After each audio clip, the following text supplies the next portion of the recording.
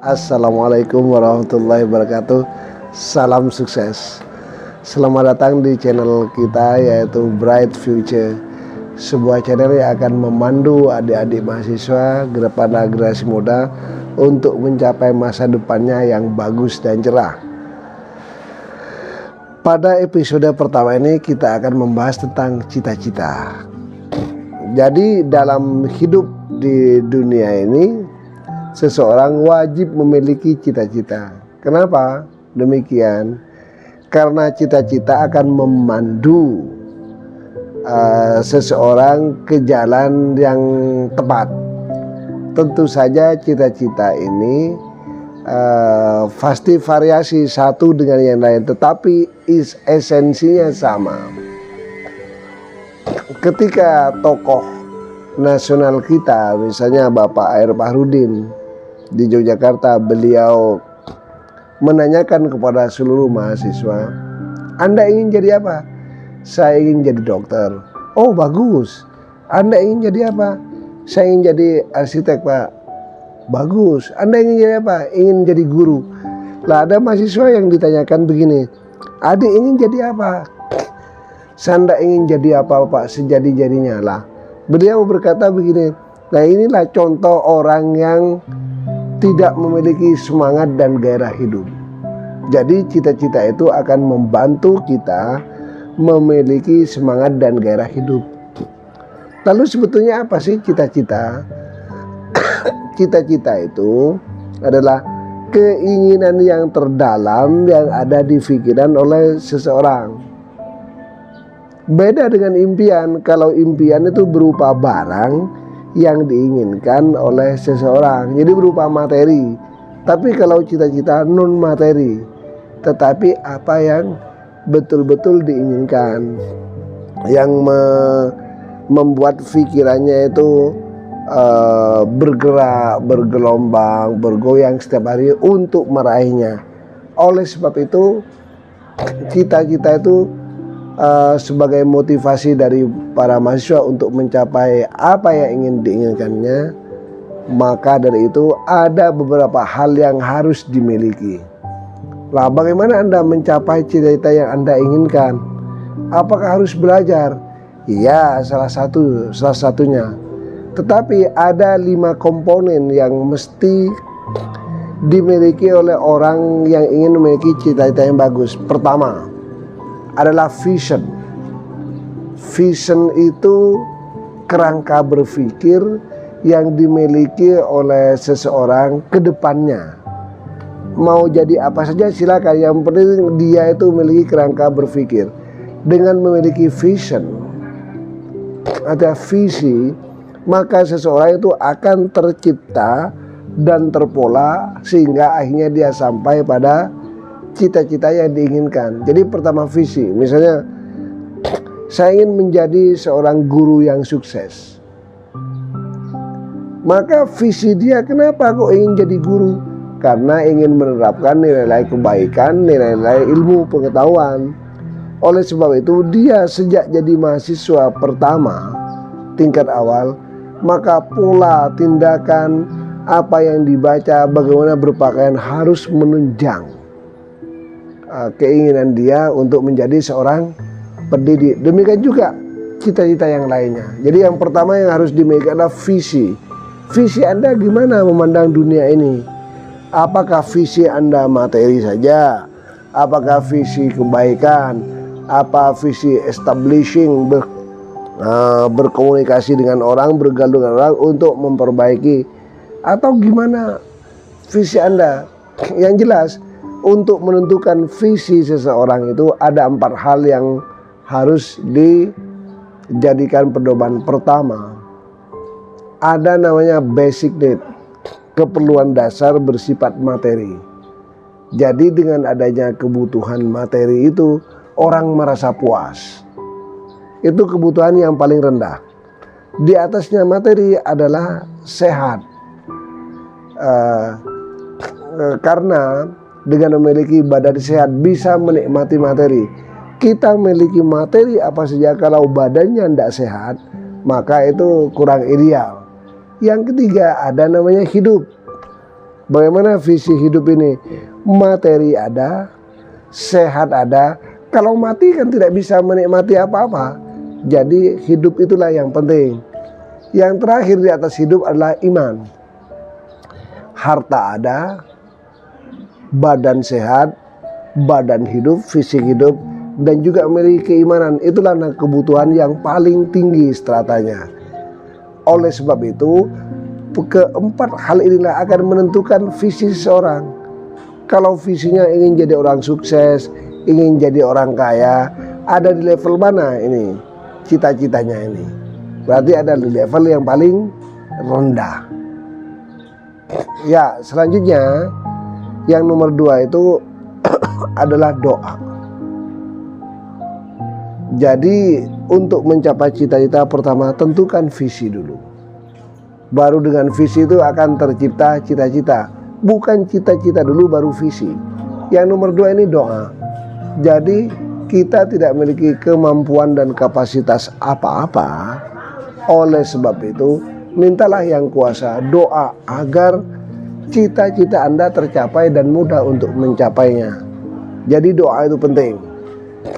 Yang ketiga, bagi muslim, karena saya seorang muslim, wajib ngaji 2 kali sehari. Kenapa ngaji? Karena ngaji itu akan melembutkan hati, membuat orang berpikiran cerdas dan tegas. Jadi esensi yang di ngaji itu sebagai sarana untuk membantu mencapai cita-cita. Ya, itu yang nomor 3. Yang nomor 4, ingat kalau yang nomor 2 tadi doa. Siapa sih doanya yang paling mujarab dan bagus untuk meraih cita-cita? Hanya ada 2 orang yang menjadi malaikat kita. Siapa? Bapak dan ibu atau orang tua kita. Jadi untuk mencapai cita-cita yang bagus demi masa depan Anda, maka bapak dan ibu Anda itu di rumah, perlakukan beliau dengan VVIP treatment. Artinya perlakuan yang VVIP. Dengan adanya perlakuan VVIP, insya Allah ibu itu otomatis kedua orang tua bilang gini, ya Allah semoga toleku, anakku, undukku ini jadi orang sukses. Karena kalau di pelajaran agama ada namanya ridallah, ridal walidain. Jadi kalau orang tuanya udah ridho, maka Allah lebih ridho. Oleh sebab itu untuk mencapai cita-cita, mintalah doa pada kedua orang tua, servislah beliau dengan VVIP service, sehingga beliau itu mendoakan Anda ke yang bagus masa depannya. Yang namanya orang tua tidak mungkin untuk tidak mendoakan yang baik-baik kepada anaknya. Ini yang nomor 4. Yang nomor 5, yang terakhir adalah untuk mencapai cita-cita itu kita harus senantiasa mengikuti kata hati yang baik. Karena dalam kata hati itu ada 2. Kalau kata hati yang jelek-jelek itu yang memotivasi namanya korin. Korin itu bangsa jin yang selalu ngutak-ngatik mengarah kepada yang jelek. Lalu kalau baik itu siapa? Kalau baik itu namanya bisikan dari malaikat hafadah. Jadi yang baik-baik itu Anda ikutin terus. Misalnya, ayo kita ikut aku pacaran malam minggu. Maaf ya, besok ada PR saya tidak bisa ngerjakan. Akhirnya Anda tidak ikut. Berarti kecenderung dari ajakan malaikat hafadah sukses membawa Anda. Tapi kalau Anda menemani temannya berbuat dosa, itu bisikan korin yang utama. Tinggal Anda mencapai cita-cita, bisikan mana yang Anda ikutin. Itulah yang akan menentukan cita-cita Anda. Jangan sampai Anda cita-cita setinggi langit malah tidak tercapai gara-gara Anda salah menempuhnya. Ini yang perlu diantisipasi. Kembali ke persoalan, kenapa cita-cita tadi penting? Pak Soekarno, presiden pertama kita, menyatakan, raihlah cita-cita setinggi langit, setinggi-tingginya. Karena kalau Anda akan jatuh, akan bareng dengan bintang-bintang. Itu kata Pak Soekarno. Ungkapan seperti itu kita diminta untuk memiliki cita-cita setinggi langit. Kalau jatuh, kita bareng dengan bintang-bintang. Artinya apa? Bahwa kalau cita-cita tidak tercapai, kita tidak terlalu jatuh, tapi ada di kehidupan yang standar dan masih bermanfaat untuk orang lain, paling tidak untuk keluarga Anda. Bukankah bintang itu bermanfaat sebagai hiasan, keindahan? Itu yang dimaksud. Kemudian ada pendapat Buya Hamka yang harus diikutin. Apa itu? Harta memang penting, tetapi yang jauh lebih penting daripada harta dan semuanya adalah cita-cita. Jadi cita-cita itu levelnya itu di atas harta. Makanya kalau Anda bercita-cita, jangan minta harta banyak, tapi mintalah Anda jadi orang yang produktif, yang sukses. Dengan produktif dan sukses itu, maka harta bisa Anda dapatin.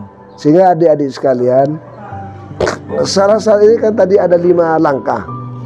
Ada yang terakhir, yang Anda miliki 1 sampai 5 itu Anda tulis, letakkan di tempat Anda kos, tempat Anda tinggal, entah di kontrakan, di kondominium atau di mana-mana. Tulis itu yang 5 hal tadi. Selanjutnya, cita-cita yang Anda inginkan, ingin jadi apa, Anda tulis semuanya. Maka semua tulisan itu insya Allah tercapai semua. Makanya ketika Anda itu memiliki cita-cita, tulislah. Kalau tidak ditulis, berarti Anda itu tidak teguh cita-citanya, hanya coba-coba. Gitu kan? Kalau bahasa Quran, Allah itu tidak akan merubah satu kaum sampai kaum itu merubah sendiri. Artinya apa? Anda itu untuk menjadi orang sukses tergantung Anda sendiri. Mana kecenderungan Anda, bisikan hati Anda yang diikuti? Apakah kebaikan melalui malaikat hafadah atau kejelekan melalui jin korin? Nah, itulah yang akan menggait Anda mencapai cita-cita yang Anda inginkan. Oleh sebab itu, kelima hal tadi itu wajib Anda lakukan. Kenapa wajib Anda lakukan? Kalaupun Anda memiliki cita setinggi langit, kalau tidak berdoa, tidak ada gunanya. Karena yang menentukan sebetulnya hidup itu adalah Allah yang maha segala-galanya. Maka mintalah sama Allah. Anda usaha keras sesuai dengan cita-citanya sebagai motivasinya. Kemudian Anda pasrah itu dengan cara berdoa pada Allah. Ya, para pemirsa yang budiman, adik-adik sekalian, itulah yang dapat disampaikan tentang cita-cita. Anda harus memiliki cita-cita setinggi langit, pantang menyerah. Tapi ingat 5 hal tadi. Tanpa menjalankan 5 hal, cita-cita Anda itu akan terasa hambar. Ibarat makanan tanpa garam, tanpa penikmat. Oke, selamat mengejar cita-cita. Semoga cita-cita Anda itu nanti berhasil di ACC Allah. Semangat dan salam sukses.